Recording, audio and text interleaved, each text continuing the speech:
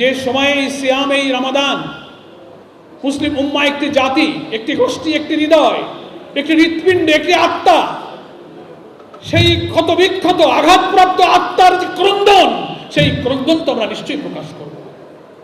যে অবস্থায় আমরা আজকে মাহে রমজানের রোজা পালন করছি, আমরা সরকারকে মুসলিম উম্মার পক্ষে যথাযথ ভূমিকা নিতে বলবো।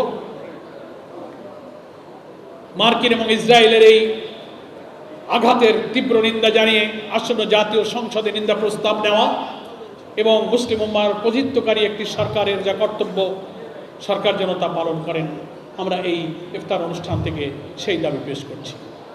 এত প্রত্যাশার নির্বাচন নিয়ে একটা সুস্থ, শান্তিপূর্ণ, নিরাপদ, বৈষম্যহীন, ইনসাফপূর্ণ বাংলাদেশ গড়ার কথা মুখে বলে সেই নির্বাচনের পরে রোজাটা এত দুঃখ কষ্ট দিয়ে শুরু হবে, এটা আমাদের কারো কাছে প্রত্যাশিত ছিল না।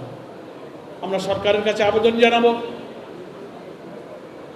এই সব সহিংসতা বন্ধ করার জন্য প্রধান দায়িত্ব হচ্ছে সরকারের।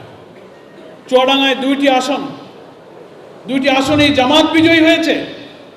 কই, জামাত তো পরাজিতদের উপরে হামলা করেনি। অথচ বাংলাদেশের অনেক আসনে জামাত ইসলামের প্রার্থীরা যেখানে পরাজিত হয়েছে, বিজয়ীরা তার উপরে হামলা করেছে।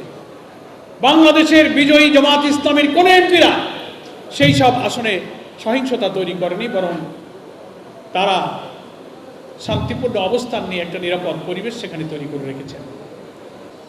12 তারিখে জাতীয় সংসদ আহ্বান করা হয়েছে, তার আগেই যদি আমরা এই পরিবেশ তৈরি করতে না পারি, তো জনগণের কাছে ভুল বার্তা যাবে।